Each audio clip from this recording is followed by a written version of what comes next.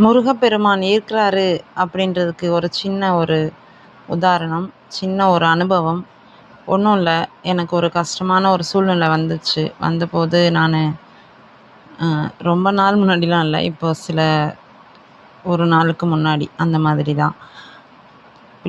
பிள்ளைக்கு உடம்பு சரியில்லை, அந்த மாதிரி ஒரு சில கஷ்டங்கள் வரும்போது ரொம்ப கஷ்டமாக இருந்துச்சு. கடவுள் என்னடா கடவுள் இருக்கிறாரா இல்லையா? ரொம்ப இப்படி இப்படி ரோட்டில் நடந்து போயிட்டுருக்கும்போது கோவிலெல்லாம் திருவிழா நடக்குது. என்ன கடவுள் இப்படி பண்ணுறாரு, ஆனால் நம்ம திருவிழா பண்ணுறோம், இல்லை என்னன்னே தெரியல, இருக்காரா இல்லையா அப்படின்ட்டு ரொம்ப மனசு கஷ்டமாக இருந்துச்சு. நம்ம வேண்டுறது எதுவுமே நமக்கு கிடைக்கல, நடக்கலை அப்படின்ட்டு. கஷ்டம் இல்லாமல் இருக்கணும், நல்லபடியாக இருக்கணும் அப்படிலாம் ஒரு மன சஞ்சலங்கள் வந்தது. அப்போது என் பிள்ளைகிட்ட சொன்னப்போ, ஏம்மா அப்படி சொல்கிறீங்க, அப்படி சொல்லாதீங்க, பாசிட்டிவாக பேசுங்க அப்படின்னு சொன்னாங்க.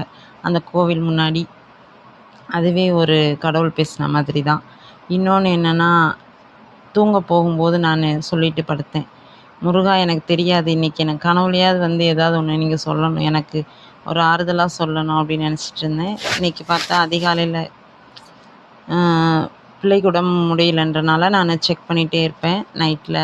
அந்த மாதிரி இருக்கும்போது மார்னிங் 4:30 அந்த மாதிரி முழிப்பு வந்தது. அதுக்கப்புறம் நான் ஃபோனை பார்க்க ஆரம்பிச்சிட்டேன். இப்போ கொஞ்ச நாளாக ஃபோன் பார்க்கல, இப்போ ஃபோன் பார்க்க ஆரம்பிச்சிட்டேன். சரி, யூடியூப்பில் எதுவுமே போடவே இல்லையே அப்படின்னு நினச்சிட்டு சும்மா யூடியூப்பில் பார்ப்போம், யூடியூப் என்ன பார்ப்போன்னு பார்த்துட்ருக்கும்போது ஒரு சொற்பொழிவு கேட்டுட்ருந்தேன். கேட்டால் அதில் முருகரை பற்றி தான் சொல்கிறாங்க. முருகரை பற்றி, குமரகுருபரரை பற்றி. குமரகுருபரர் ஊமையாக பிறந்தார். அவர் இவ்வளோ கஷ்டம் நானும் நினச்சிருக்கேன். அதாவது இந்த விஷயம்லாம் செய்ய முடியுமா? ஐயோ, இது செய்யவே முடியாத ஒரு விஷயம். இது நம்ம வேணும்னா இது நமக்கு கிடைக்குமா, கிடைக்காதா? வேண்டிகிட்டு இருக்கும்போதே இது எப்படி கிடைக்குன்ற மாதிரி ஒரு மைண்ட் வந்துடும். ஆனால் இந்த சொற்பொழிவில் எப்படின்னா, அந்த குமரகுருபரோட அம்மா அப்பா வந்து இந்த ஊமை குழந்தையெல்லாம் எப்படி பேச வைக்க முடியும் அப்படின்னு சந்தேகத்தோடு போகும்போது ஒரு பெரியவர் சொல்கிறாராம், 16,000 பாடல் அருணகிரிநாதரை பாட வச்ச முருகரால் உங்கள் குழந்தைய ஏன் பேச வைக்க முடியாது அப்படின்னு சொல்லும்போது, அவங்களும் அந்த மாதிரி பெரியவர் சொன்ன வழிமுறைகளை பின்பற்றி விரதங்கள் இருந்து 48 நாள் விரதம் இருந்து அந்த திருச்செந்தூரில் உள்ள முருகரை வணங்குறாங்க. ஆனால் அந்த 48வது நாளும் குமரகுருபரர் பேசலை. உடனே அவங்க 3 பேரும் மன வருத்தத்தில் கடலை நோக்கி போய் உயிரை மாய்ச்சிக்கலாம் அப்படின்ட்டு போகும்போது ஒரு குழந்தை, அந்த குழந்தை மாதிரியே இன்னொரு குழந்தை அவங்களோட குமரகுருபரோட தோலை தட்டி கூப்பிடுறாங்க.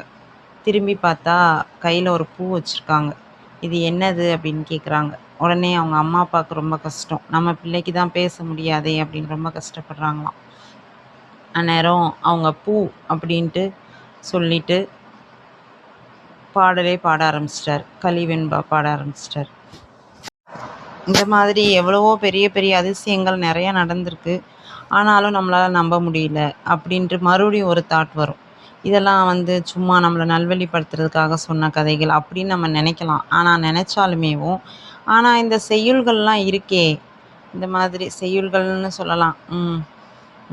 இந்த மாதிரி திருப்புகழ், கந்தர் கலிவெண்பா, இந்த மாதிரி நிறையா விஷயங்கள் இருக்குல்ல. அப்போது அதெல்லாம் வந்து ஞானம் இல்லாமல் எழுத முடியாது.